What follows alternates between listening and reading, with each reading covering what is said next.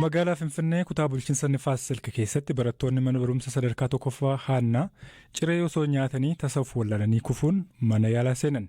Hedduun isaanii yaala argachuudhaan gara maatiitti deeffamaniiru. Itti gaafatamtuun waajjira fayyaa Nifaas Silk Qirsinash Dagguu haala ture akkanattiin BBCtti himaniiru.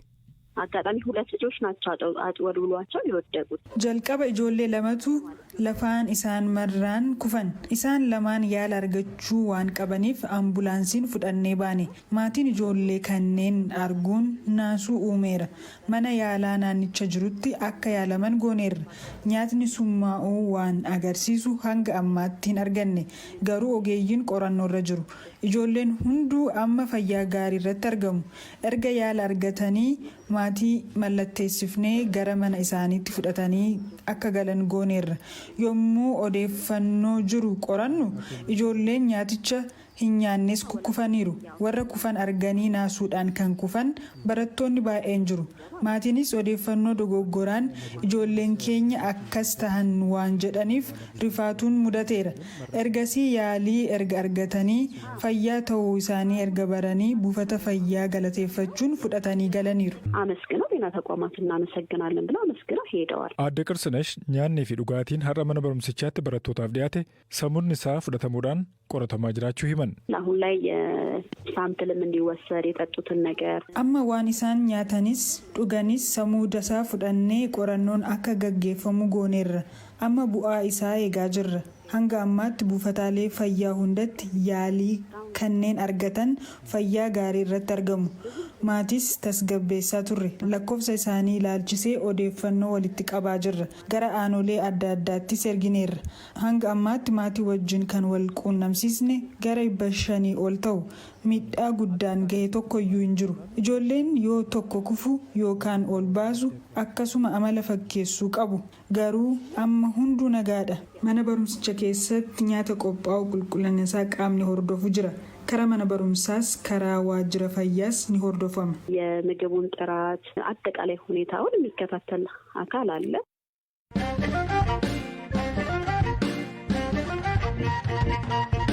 Kantiibaa ittaanaan magaalaa Dasee Boosahid Yusuf Bilbilaan gaafannee hidhattoonni TPLF magaalicha hin seennee jedhan har'a dhukaasa hidhattoota TPLF gara magaalichaatti dhukaasaniin lubbuun nama tokko darbuu Boosahid himaniiru.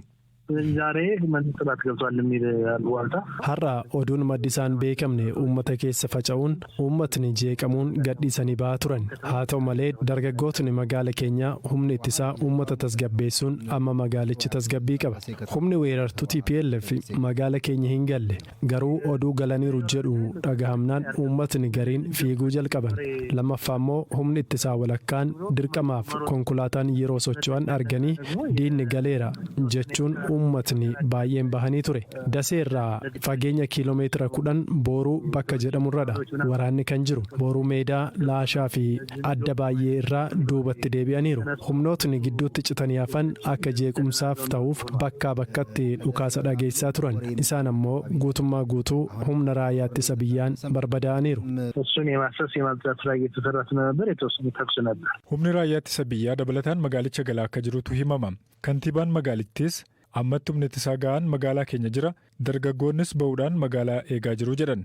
እሱን በቂ መከላከያ ሰራዊት ነው ያለው አሁን humna ittisaa ga'aatu jira dabalataan uummatni magaalichaa bahuun magaala eeggataa jiru bu'aa gaariin addatti galmaa'ee fakkaata gara ganamaa humni citee hafe dhukaasaa turan odeeffannoo humna ittisaarraa arganneen humna citee dhokatee hafe qulqulleessaa waan turaniif sagaleen dhukaasaa ture amma sagaleen meeshaa waraanaa guddaan bakka adda addaarraa dhagahama har'as meeshaa waraanaa guddaan gara magaalittiitti dhukaafameera kanaanis namni tokko du'eera bakka buqqaatotni jiran irratti xiyyeeffatanii kan dhukaasan irra deddeebiin garuu ni dhukaasu har'a rakkoon kun osoo hin mudatiin dhaabbileen hunduu tajaajila kennaa turan amma garuu uummatni reefu tasgabbaa'uu jalqaba bor gara tajaajilaatti deebi'uu jennee abdanna. ነገር ግን ከነገ ጀምሮ መደበኛ ስራ ይቀጥላል የሚል እምነት አለ.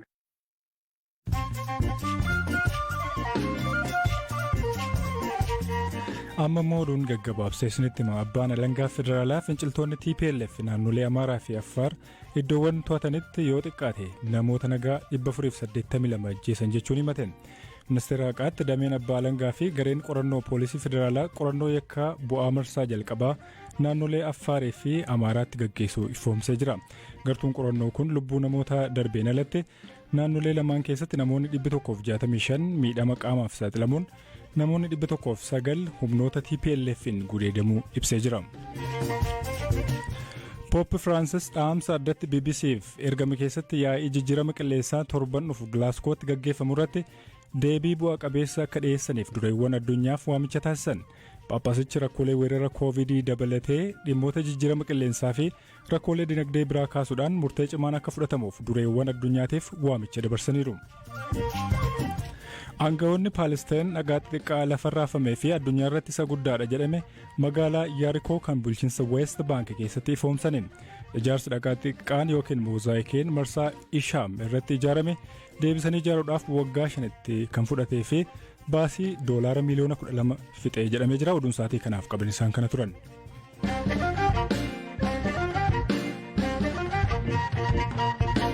Gara qabiyyee sattaanutti yoo ceenu lammiileen Itoophiyaa manneen hidhaa Saawud Arabiyaa keessatti rakkachuu himataa jiru. Hidhamtoonni kunneen karaa miidiyaalee hawaasaa iyyachaa turan. Garuu wanti isaaniif jijjiirame akka hin jirre himatu. Mootummaan Itoophiyaa lammiilee 40,000 ol gara biyyaatti galchuu beekseera. Haa ta'u malee namoonni mana hidhaa keessa jiran kunneen imbaasii Itoophiyaa biyyattii jirutti iyyatanii gargaarsa soomaan arganne jedhan. Mana hidhaa Saawudii magaalaa Makkaatti ji'oota 6 hidhaa kan ture Fuwaad Muhammad haala keessa jiru akkanattiin gaafadheera. Lammiin biyya biraatii waraqaa hin qabne as keessaa galuu qaban jedhanii murteessan yeroo jalqabaan qabame yeroo sana kaasee asumaan jira ijoolleen yeroo sana wajjiniin qabamne hundi keenya US irra kutaanuu keessa jiru keessaa nama 180 akkana 80 ol haala keessa jiru immoo yoo sittime wallaahi baay'ee nama sodaachisa haala nu keessa jiru namni ni dhukkubsataa manni nuti keessa jiraannu mana namni keessa jiraachuu ta'u baatii keessaa ofiin yeroo tokko yeroo lama dhufanii qulqulleessu manni sagaraanuu tolle kana biraan mukayyafa innaan jira mukayyafni kun qabbana uffatan qabnu gaafa dura dhufnu akkuma sanaan ol galleerra hin jiru wanni namni uffatee bulu kanarraan kan ka'e namni baay'een isaadhaan qofaadhaan qabamee namni kun wal keessatti dhukkubsataadha hedduu namni nagaan hin jiru ammas kana biraan hanqina nyaataa baay'eetu jira sa'aatii 24 keessatti yeroo lama nuu galchan nyaata kan nuu galchan nyaata xiqqaa wallaahi kan nyaata gahaa nam tokkoof hin taane nama 3-4 galchu rakkina akkanaa hedduutu jira namni as keessatti namni baay'een isaa miidhamaadha jechuudha harma gabaabaa. Mee warri imbaasii Itoophiyaa fa'aa dhufanii isin ilaalanii beeku haala isin keessa jirtan isin gaafatanii beeku? Waan si dhibusaa isaan dhufanii nu ilaaluu dhiisiti hogguu tokko har'a baatiidhaaf waan akkanaatiif deema ijoolleen namni 9 bakkatti dhukkubsatanii hulaa dhodhoofnee nama dhukkubsataa kana nurraa fuudhaa hogguu himannu ol seenanii nu reebnaan imbaasii nuu fidaa imbaasii biyya keenya nuu fidaa isaan nuti dhufanii nu ilaalan jennaan namni dhufee ilaalu isin jiru isin imbaasiin qabdanuu isin hayawaanaa nan jedhan usnee dhiifne jechuudha takkaa wannan kana isin jedhuu fi takkaa erga har'a baasii 5 fi guyyaa 19 ilaal ergaan qabamee mana kana seenetti takkaa guyyaa tokko maqaa imbaasii Itoophiyaatiin namni bakka nu keessa jiru kana namni dhufee nu ilaalan jiru. Mee maaltu akkasinii ta'uu barbaaddu ammatti gama mootummaa Itoophiyaa irraan?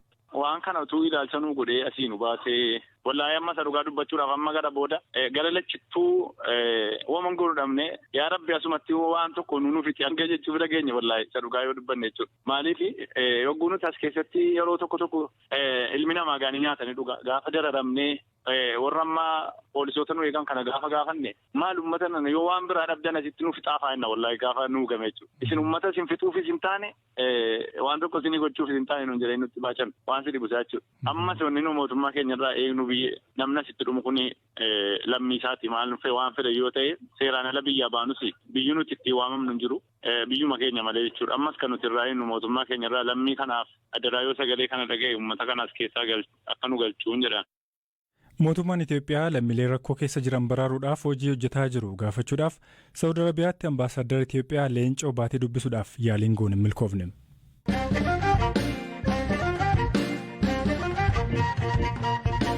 Qabiyyee keenya taanuun paarkii Booranaa keessatti bineensota hedduun sababii gogiinsaan rakkoof saaxilamaa jiru. Keessumaa Goljaan hanqina bishaaniif nyaataaf saaxilamaniiru. Paarkii kiiloomeetira iskuweerii 310 ol bal'atu keessa gosoota simbirrootaa 286 oltu jira. Isaan keessa gosti simbirrootaa 4 godina Booranaa qofaa keessatti kan argamanidha. Leenca, sattawwaa, arba, farree diidaa dabalatee bineensonni hoosiftoonni gosti 46 ol paarkicha keessatti argamu. Habtaamuu Xababuu itti gaafatamaa paarkichaa obbo Nugusee Waataa gaafateera. Bonni kun deddeebi'ee yeroo hedduu akka dhufu akka uumamu hin beekama.